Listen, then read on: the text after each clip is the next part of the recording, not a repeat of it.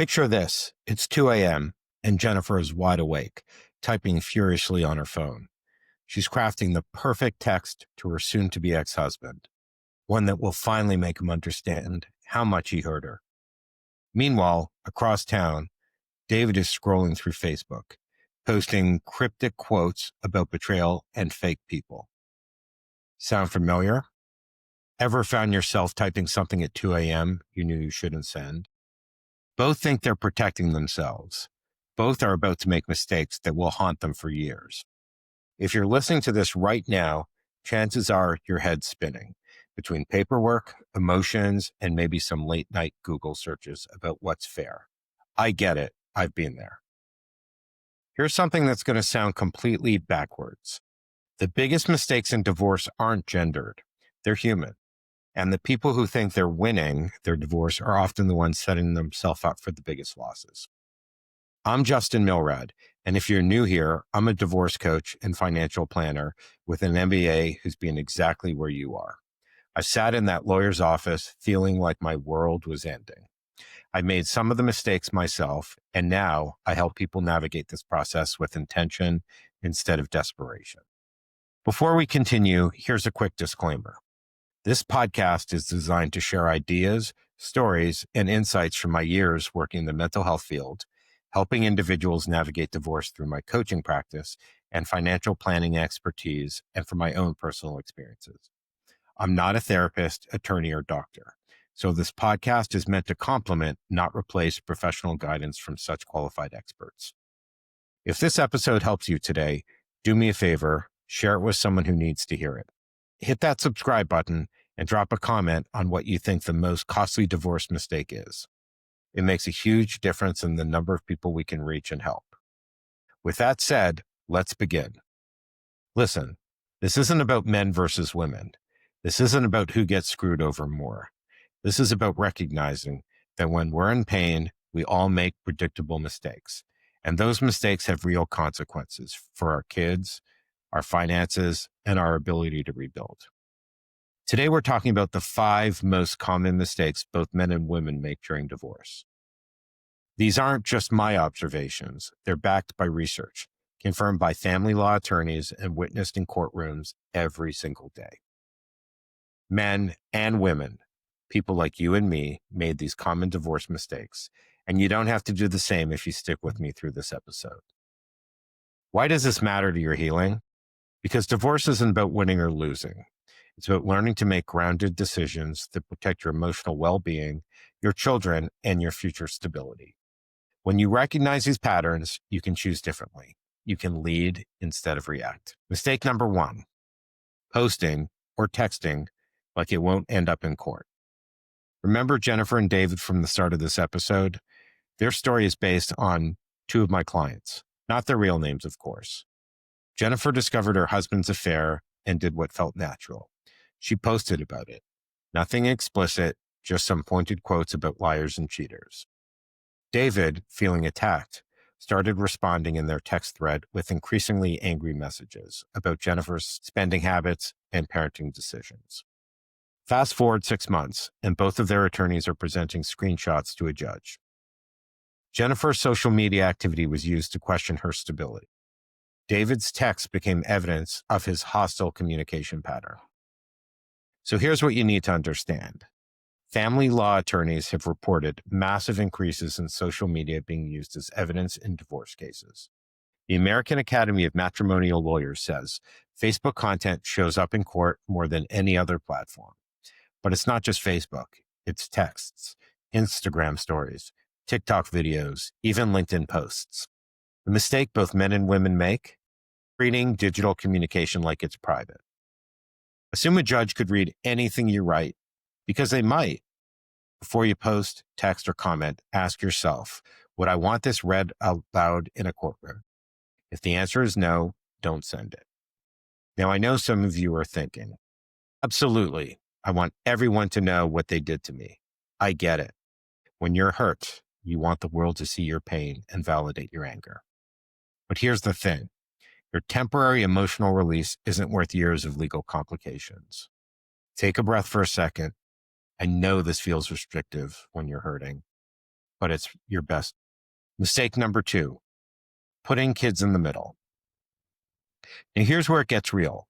A recent meta-analysis of 49 studies involving over 23,000 individuals found that when children feel caught between their parents, it significantly impacts their emotional adjustment. It's not because parents are bad. It's because pain looks for allies, and kids are the easiest ones to recruit without even realizing it. That causes long-term damage. If that's you, if you said something in front of your kids you wish you hadn't, take a breath. You can repair this. Awareness is the first step. Take heart. It's not too late to do it differently next time. Let me share about Tom and Lisa. Tom would ask his 10-year-old daughter what mommy said about their weekend plans. Lisa would tell the kids that daddy was being difficult about money. Neither parent saw themselves as manipulative. They just felt desperate for information and support. But here's what was happening. Their daughter started having stomach aches before transitions between the houses. Their son began refusing to talk about the other parent entirely. The kids were adapting to conflict by shutting down emotionally. Whether you're male or female, using kids as messengers, bad-mouthing your ex, or weaponizing schedules hurt children, independent of who started it. Your children are not your allies. They're not your friends, and they're not your therapists or your spies. They're children trying to love both parents while their world is changing. Mistake number 3, ignoring the money math. This one is critical, and the data is sobering. The U.S. Government Accountability Office found that a woman's household income typically drops around 41% after divorce. Yes, 41%, compared to 23% for men. But here's what's interesting. Both men and women underestimate their post-divorce financial reality. I worked with a guy named Robert who thought he'd just move into a 1-bedroom apartment and be fine. He didn't factor in that his child support and spousal maintenance would eat up 60% of his take-home pay. I also worked with Maria, who waived her claim to her husband's pension because she just wanted it over. 5 years later, she realized she'd given up $300,000 in retirement benefits. Sound familiar? These mistakes aren't gendered, they're emotional. And emotional decisions about money always cost more later. Run the real numbers. Build a 12-month post-divorce budget. List all accounts, debts, and benefits. Don't waive retirement assets without understanding what you're giving up.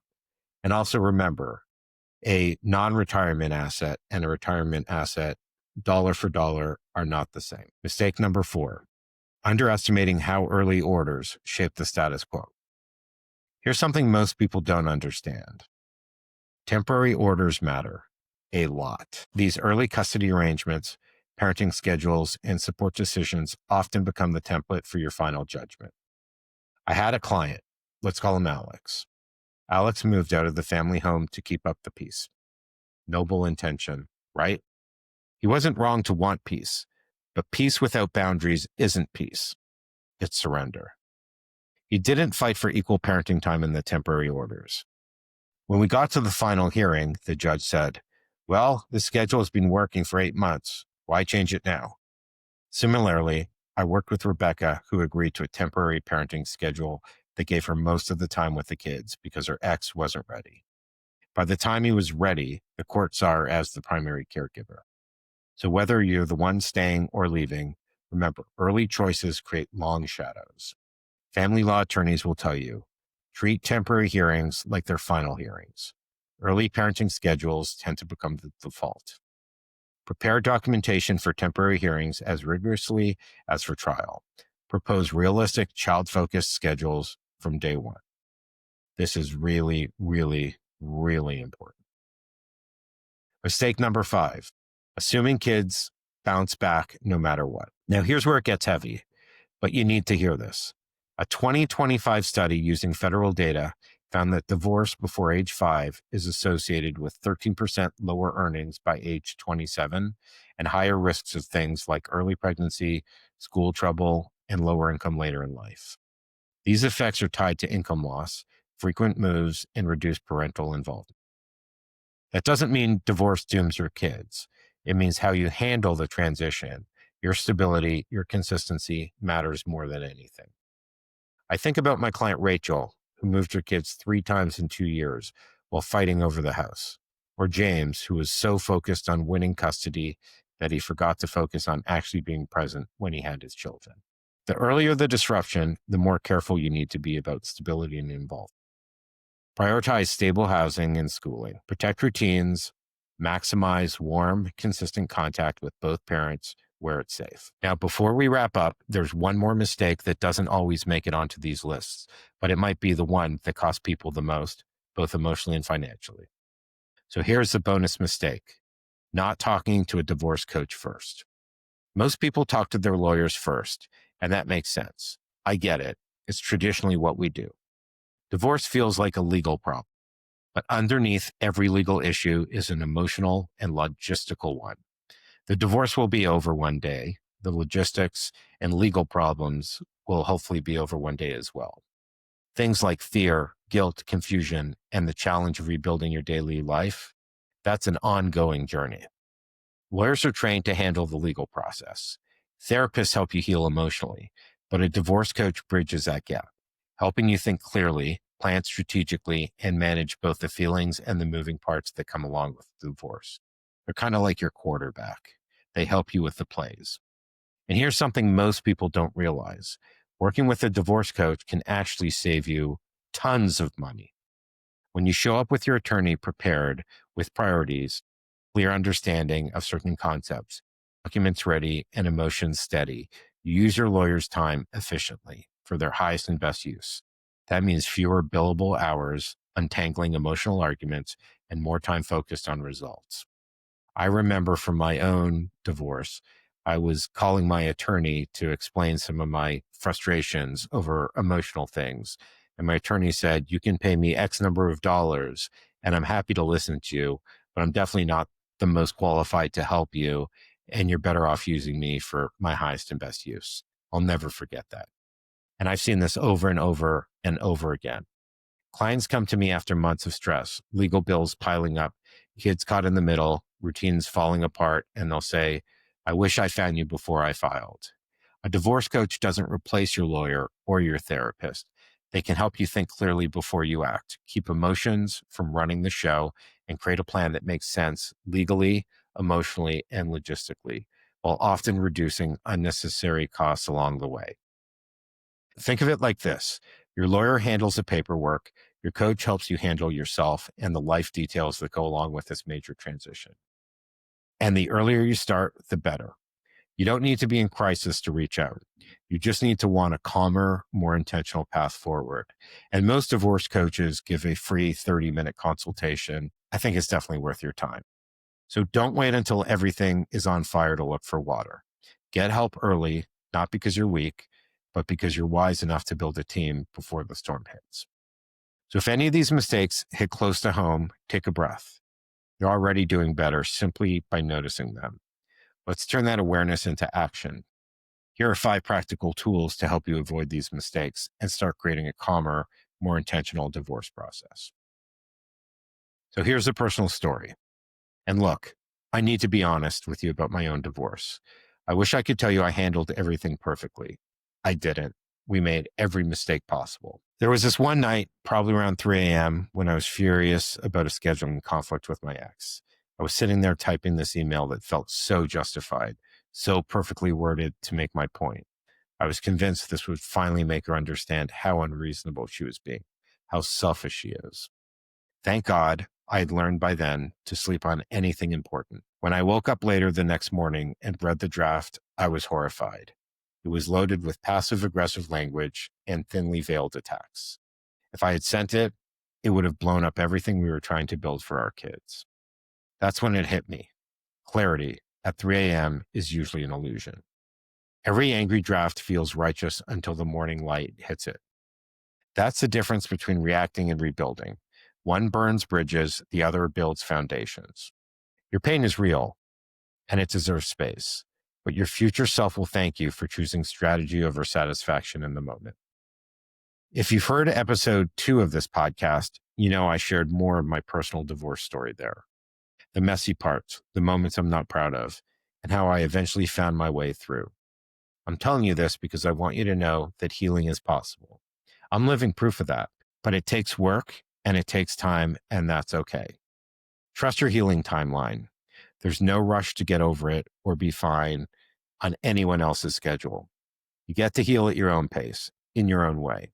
And listen, you're not walking this path alone. We're here with you every step of the way. If there's something specific you're struggling with, something you need help navigating, leave us a comment or send us a message. Your questions and challenges often become the topics we dive into for future episodes. This community is here to support each other. So now that you know what the mistakes and common pitfalls you must avoid, let me share 5 tools to help you avoid these costly mistakes. Tool number 1, the 24-hour rule.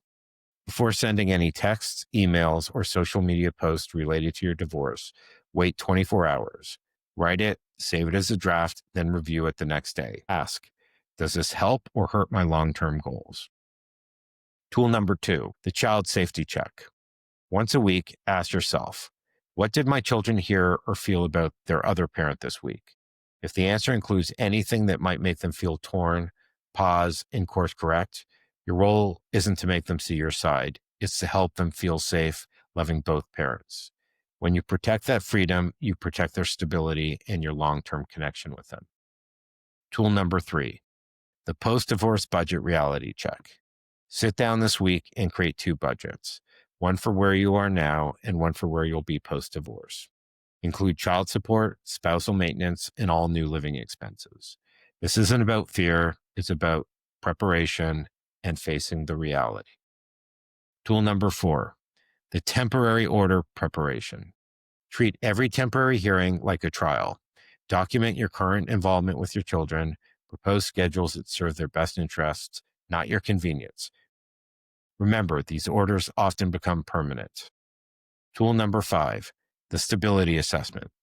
List 3 things that provide stability for your children right now. School, activities, friend groups, routines. Protect these things fiercely. Change is inevitable in divorce, but unnecessary changes multiply trauma. Listen, here's what I need you to understand. Divorce doesn't define you. How you handle it does. Every single mistake I've shared today comes from the same place. Pain trying to protect itself. When we're hurt, we react, we defend, we try to control outcomes that aren't actually in our control. But you have a choice here. You can choose to see this process not as a battle to win, but as a transformation to navigate with intention. You can choose to protect your integrity, your children's well-being, and your future stability, even when it's hard, especially when it's hard. I know this feels overwhelming. I know you're probably thinking, Justin, that's a lot to keep track of when I can barely get through the day. I hear you. I've been there. Every day you get a little stronger. If you're wondering where to start, I built a free 5-minute divorce readiness quiz. It's gentle, honest, and designed to help you see which parts of the process needs the most care right now. When you complete it, you'll receive a personalized roadmap to healing and practical steps to help you avoid the costly mistakes we talked about today. No pressure, just clarity and direction for your next steps forward. Whatever it is, choose it consciously. Don't drift, choose, don't react, create. We were never just we, you were always you. And now you get to decide what comes next. Remember, Reclaim and Reboot isn't just a name, it's what's possible for you starting today. So I'm inviting you right now to do this challenge. Make one conscious choice today that honors your long-term well-being over your immediate emotions. Maybe it's deleting that draft text. Maybe it's having a calm conversation with your children about the changes happening. Maybe it's calling a financial planner to run those real numbers. Maybe it's using one of the tools I've mentioned in this episode. If you're still here, thank you for listening until the end. So which of these mistakes did you make or almost did? Leave a comment down below. I'd really appreciate it if you do. If this helped, follow the show and leave a quick rating and review. It helps more people find a calmer way forward. If this episode resonated with you, please share it with someone who needs to hear it. If you want to dive deeper or explore how coaching might support your journey, visit me at www.reclaimandreboot.me. And don't forget to like, subscribe, and hit the bell icon to be notified of new content. Have a wonderful day.